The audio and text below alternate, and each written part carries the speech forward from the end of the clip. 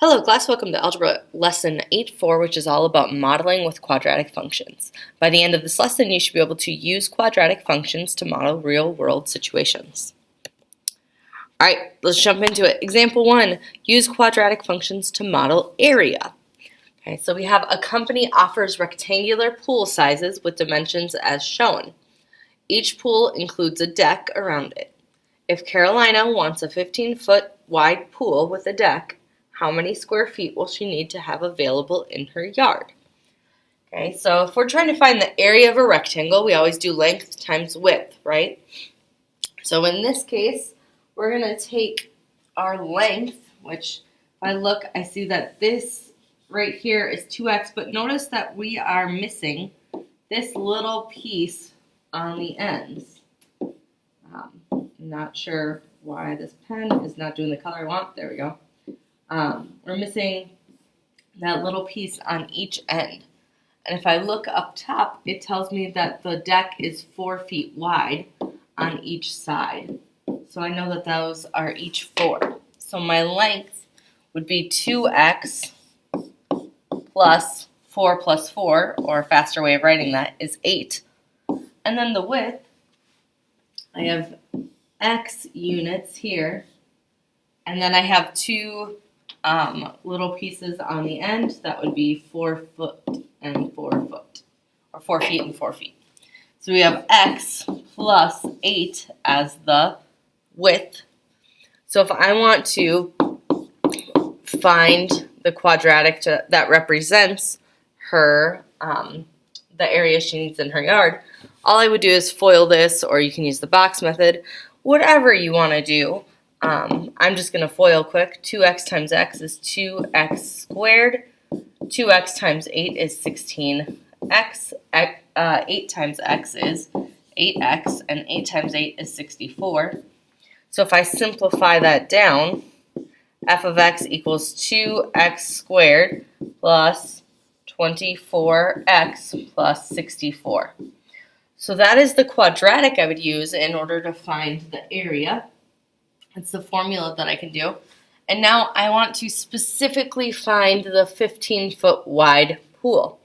So I'm going to say 2 and 15 squared plus 24 times 15 plus 64. And that's going to tell me how much space Carolina needs in her yard. So if I plug 15 in, I end up with 874 square feet. Okay, so if you plug 15 in correctly, you end up with 874 square feet.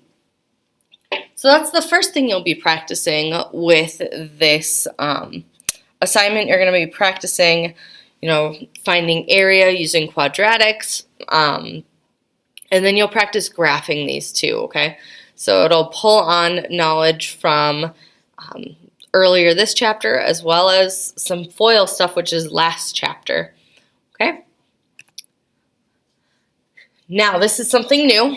This is our vertical motion model. This is something that you're going to get to become really familiar with when you get to high school science in particular, in physics classes and stuff. So the equation h of t, okay, so we have a function here, equals negative 16t squared plus VOT plus HO is the vertical motion model.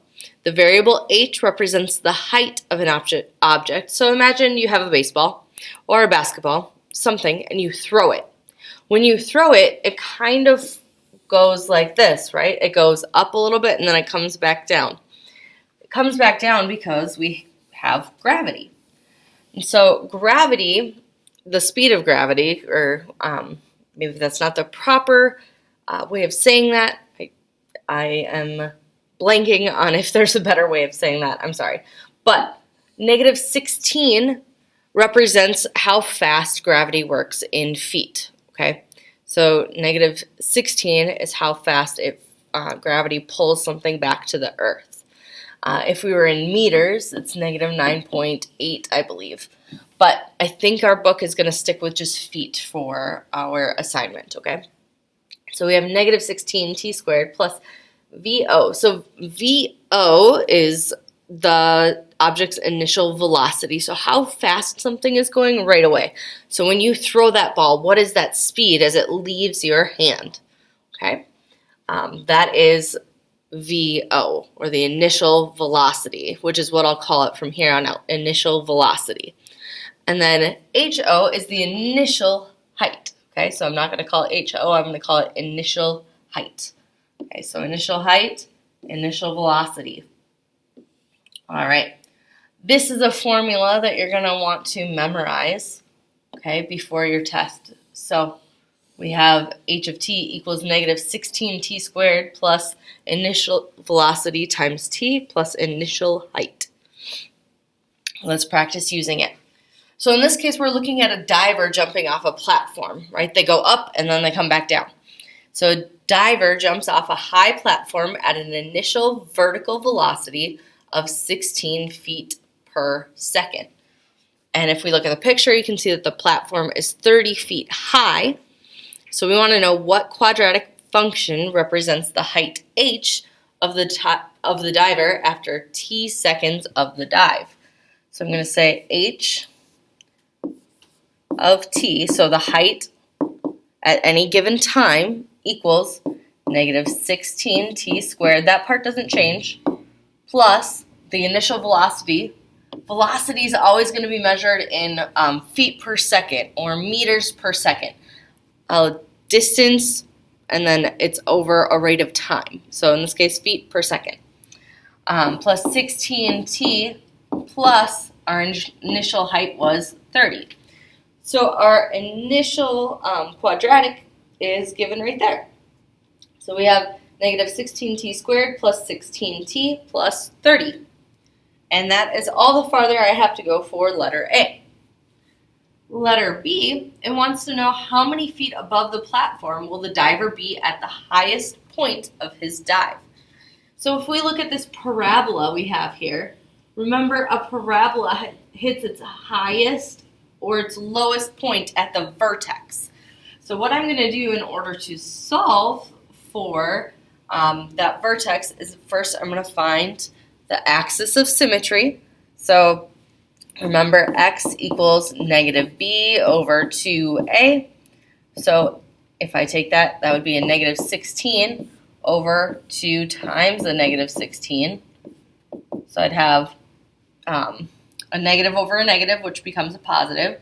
16 over 32, which is 1 over 2. Okay, so the vertex occurs when x equals 1/2, where time is 1/2 of a second. Okay, so then I plug that 1/2 into my formula in order to determine how high the diver is at 1/2 of a second. So I'm going to say h of 1/2 equals negative 16 times 1/2 squared. And then I have plus 16 times 1/2 plus 30. And when I plug all of that in, if I do it correctly, I should get 34 out.